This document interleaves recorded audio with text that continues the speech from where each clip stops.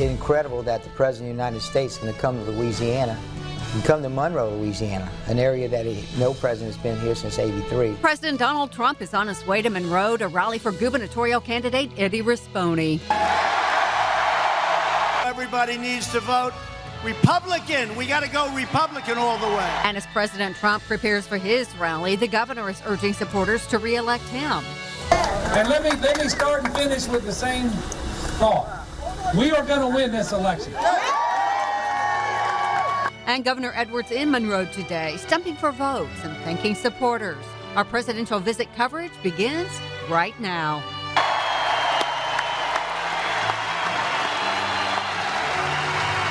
Well, we begin tonight, of course, President Trump visiting Monroe. He drew thousands of people to the Monroe Civic Center. Good evening to you. I'm Jennifer Andrews. Of course, we have team coverage of his visit tonight. Let's get right to it. Let's begin with Jessica Torricelli live at the Civic Center. Jessica, there was a huge crowd out there tonight. That's right. There was a very huge crowd. The Civic Center was full. Now we know about a little less than 6,000 people can fit inside that Civic Center, and the center was extremely full, and the crowd was really responding to what President Trump was saying. Now, he spoke for about an hour and a half today, and the crowd was really engaged in what he was saying. As I just mentioned, he talked about the economy and everything around Louisiana. He says that we need to make a better Louisiana and do things differently, and Eddie Rispone also echoed that same sentiment. Eddie Rispone got up on the stage to speak for a little while as well, along with John Kennedy and Congressman Ralph Abraham. They say that the state needs to go in a different direction, and they need to elect a Republican governor for the state of Louisiana. Phil and Willie Robertson also joined them on stage to voice their support of President Trump. The president spoke about the economy and keeping manufacturing here in the U.S. as well. We need a pro-Trump, conservative, an outsider, someone with serious business skills, someone that's not beholden to special interests, someone that's got backbone to go against the status quo, someone like Trump. So, Mr. President, you have shown the world what America could do. You have shown the world what America can do. And more importantly, Mr. President, you have shown the world what America will do when we're challenged. Speaker Nancy Pelosi is trying to impeach him.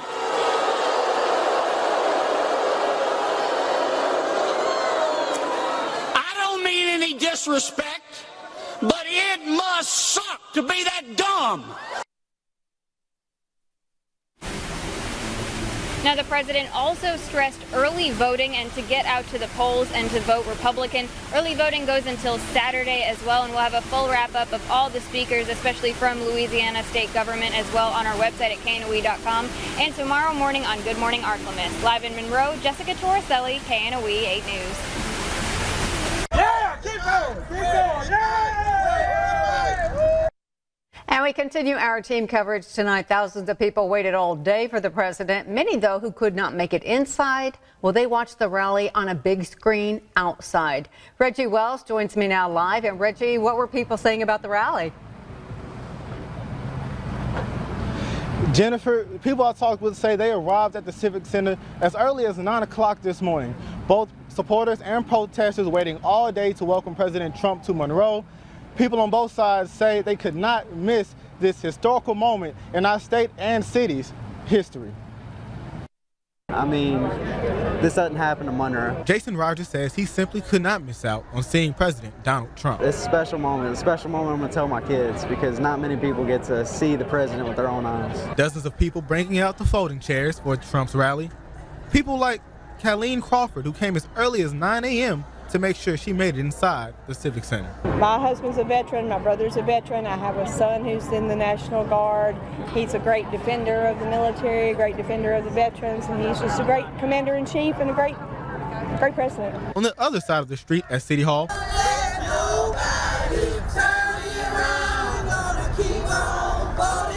local NAACP chapters led protests with a message to the president. We're sending a message out to him and to others that think like him. Our president Governor Edwards have done great things for this state, and because those things are good, we seem to have the tendency to try to interrupt those.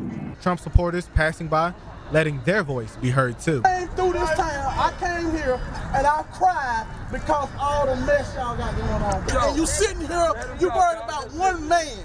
As the protests continued throughout the night, more people came out to not only share their thoughts, but to ask others for theirs. People see the world in black and white and not in the gray area. I'm more of a person that sees in the gray area. If you can make me understand and justify why you support a certain situation, then I have no argument against you.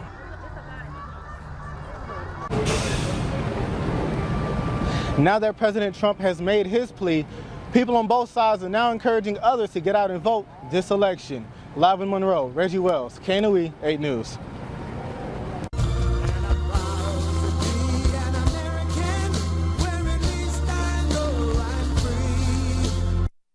And our team coverage continues tonight. We also got a one-on-one exclusive interview with President Trump. Jeff Horchak got that exclusive before the rally began. Jeff, what do you have to say? Thanks, Jennifer. That's right. We talked about everything from Louisiana being the only current southern state with a Democratic governor to the future of the Republican Party now that it appears that Kentucky has elected a Democratic governor and the Democrats flipped the House and the Senate in Virginia to the LSU versus Alabama game on Saturday. Take a listen. All right, Mr. President, first of all, you seem to like Louisiana. This is your second trip here in a month. This is the only state in the South that has a Democratic governor. How big is this for Eddie Rispone? Well, Eddie's going to be a great governor. He's a brilliant businessman. Your insurance costs are way too high. Your taxes are way too high. You're actually 50th in terms of economic development, and yet you're setting records because of what we've done at the federal level, including the big plant, a couple of really big LNG plants. But Eddie will turn this around so fast. I mean, for you to pay auto insurance rates like you're paying is ridiculous. So he'll turn it around very quickly. He'll be a great governor. I know recently you tweeted about Governor Edwards here saying that he's crushing the economy as well as Second Amendment rights. How has he done that? Well, he really is. I mean, it hasn't done well. When you're number 50 out of 50, and, you know, I view this as being a tremendous place. As you say, I'm here a lot. I come here a lot. I was just here for the big ribbon cutting with a $10 billion plant. But he hasn't done the job. His taxes are too high. He has people that are just not building here. They're building in other locations, which really means not building. It means jobs. And so John Bel Edwards has not been a good governor, and he's never going to be with us. Whether it's Second Amendment or anything else, he's never going to vote for us. I've been through it with many other Democrats. They talk Trump, Trump, Trump, and then they never vote for us. Yeah. Well, Kentucky just voted in a Democratic governor, and then Virginia, the Democrats flipped the House and the Senate. What does that say about the Republican Party strategy, and how does it affect you in 2020? Well, I think it's stronger than ever. I mean, you look here at what's happening, and I think, you know, Eddie should do very well. You look at Mississippi, we won everything, including the governorship. And if you look at Kentucky, we won everything other than, I guess that's in dispute. But we brought him, he's a wonderful guy, but we brought him from 19 points down to even, because it was just about an even contest. So it's only a few thousand votes, and I think it's in dispute. So, you know, it was really very successful, Kentucky. But you look at some of the other candidates that were with us, they won by record margins. We have 12 ICE detention centers in the state. Do you think those detention centers are effective in fighting illegal immigration? Well, you don't want those people around. I'll tell you what, ICE has done an incredible job, and these are stone cold killers. You just saw what happened with Mexico over the last couple of days. You don't want them walking around Louisiana, I can tell you that. I know the people of Louisiana. They don't want them walking around. You are supposed to be attending the LSU-Alabama game, I hear, on Saturday. I can't ask you for a pick because obviously that wouldn't be fair, but what's your take on this game? Number one, number two very good teams. So I know your Alabama coach, I know your team at LSU, and you're going to have a great game, but I understand that LSU has a fantastic quarterback. Somebody said he's the next Tom Brady. Now, there have been a lot of next Tom Bradys, right? Sometimes it doesn't pan out, but I hear you have a fantastic quarterback. It's going to be a great team. Look, Alabama's always tough, and you have really become tough. Right. It's great. Right. Let me ask you one other question about the China agreement. Yeah. We have a lot of farmers down here, rice farmers, soybean farmers. If that deal gets done, it could affect the state in a major way economically. It's true, and it'll be a fantastic boon to the farmers, and the farmers were with me all the way. But remember, when China really targeted the farmers because they were with me, they wanted to send a message. It didn't work out. I charged China tremendous billions and billions in tariffs, and I gave a lot of that money, $28 billion, to the farmers all over the country. So I said, how much did the farmers, how much did they, I wouldn't say lose, how much did they not get from China over the last year? They said $16 billion. The year before that, it was $12 billion. I said, good, that's $28 billion. We're going to give it. So I took it in tariffs. I distributed among all the farmers, or you probably wouldn't have so many farmers right now, but they're very happy. And so we gave them $28 billion, and now China's starting to buy again.